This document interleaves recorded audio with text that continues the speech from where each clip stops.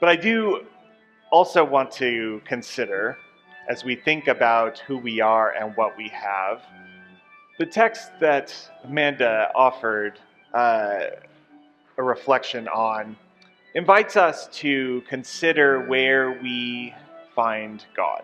Where do you find God? Or where do you experience God's presence most keenly in your life? A variety of ways, I suspect. Perhaps in the sanctuary during services of worship as we gather together with one another. Maybe in the songs we sing or in the prayers we pray, in the word read and proclaimed, in the silent moments for personal reflection, or maybe in the extending of grace and peace with one another. Or perhaps it's in the great outdoors, on a hike up Stone Mountain, on a walk along the Greenway, a drive around the Blue Ridge Parkway, or in a rocking chair on your porch.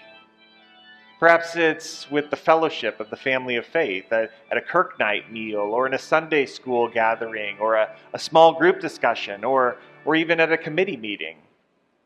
Or perhaps it's when you serve others around you, over lunch at St. Paul's, or while connecting with a circle leader at Wilkes Circles of Care, or while preparing a meal for someone who is in mourning or recovering from a procedure.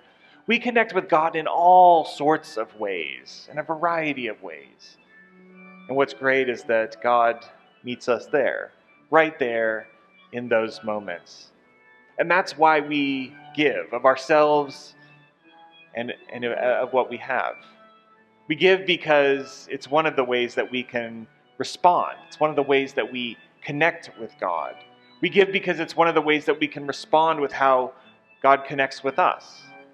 And we give so that others might have the opportunity for their own divine encounter with God as well. So we offer time and space each week for us to consider and to make our own commitment as to how we might respond, what we might give of who we are and what we have. You can make a contribution to the church.